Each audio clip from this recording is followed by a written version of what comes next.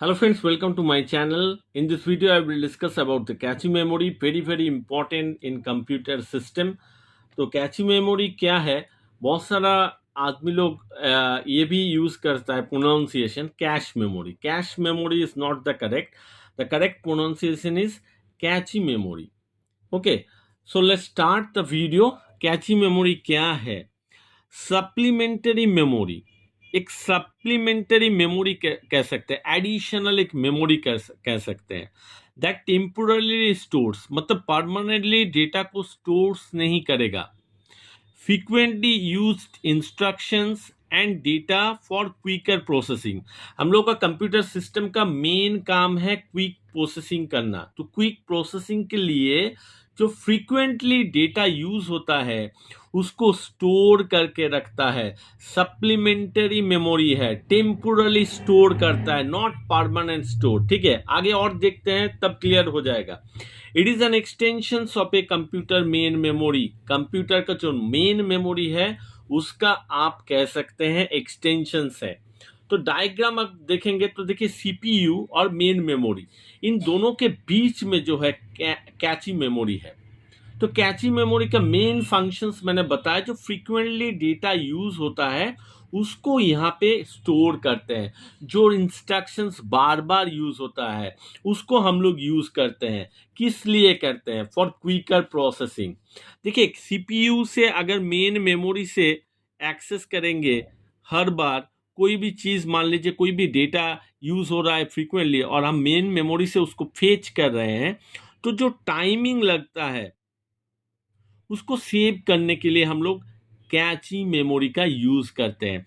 वहां से एक्सेस करेंगे, कैची मेमोरी से हम लोग अगर एक्सेस करेंगे तो बहुत कम टाइम में क्विक आपका प्रोसेसिंग हो सकता है कोई भी इंस्ट्रक्शंस. और क्या है? Very high speed memory and faster memory. Faster memory than main memory also. Then it is used to reduce the average time to access data from the main memory. जो मैंने बताया, मेन मेमोरी से CPU data access करेगा, बार बार एक ही data access करेगा, तब क्या होगा? ज़्यादा टाइम लेगा. लेकिन कैची मेमोरी में हम लोग दे देंगे डेटा को, एक्सेस करने के लिए अलाउ करेंगे सीपीयू को, तो बहुत ही कम टाइम में सीपीयू क्या करेगा? कैची मेमोरी से डेटा एक्सेस करेगा, प्रोसेस करेगा. तो ज़्यादा एवरेज जो टाइम है उसमें टाइम सेविंग्स भी हो जाएगा. फिर नेक्स्ट पॉइंट को पढ़ते हैं. देखिए लिखा है act as a buffer between RAM and CPU. तो अगर मेन मेमोरी में बफर का मतलब क्या हो गया? ज्यादा डेटा, ज्यादा स्टोरेज चाहिए तो कभी कभी बफर मेमोरी की तरह भी काम कर सकते हैं. यहाँ पे कुछ डेटा भी स्टोर कर सकते हैं. तो act as a buffer between RAM, जो मेन मेमोरी में रहता है, एंड सीपीयू. तो इन दोनों के बीच में क्या कर सकता है? बफर का भी काम कर सकता है. डेटा अगर मेन मेमोरी से जो स्टोरेज कैपेसिटी है उससे ज़्यादा भी हो गया तो कैची मेमोरी में हम लोग क्या कर सकते हैं? डेटा को स्टोर भी कर सकते हैं. फिर क्या है?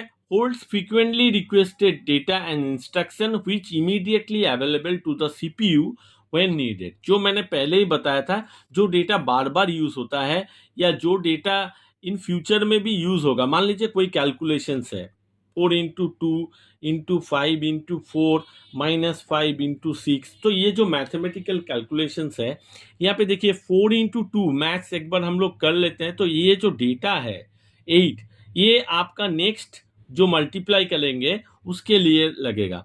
फिर 8 into 5 जो डेटा है, ये डेटा 40 हो गया है. 40 into 4, इसको मल्टीप्लाई करने के लिए जो 40 जो डेटा है वो आपको लगेगा फ्रीक्वेंटली. तो ये जो डेटा मुझे चाहिए, मुझे अभी चाहिए, इमीडिएट चाहिए, वो हम कैची मेमोरी में एक्सेस रख देंगे. तो सीपीयू एक्सेस करेगा, तुरंत एक्सेस करेगा और एवरेज टाइम जो है घट जाएगा, क्योंकि मेन मेमोरी में करेंगे तो एवरेज टाइम बहुत ज़्यादा लगता है एक्सेस करने के लिए, एक्सेस टाइम.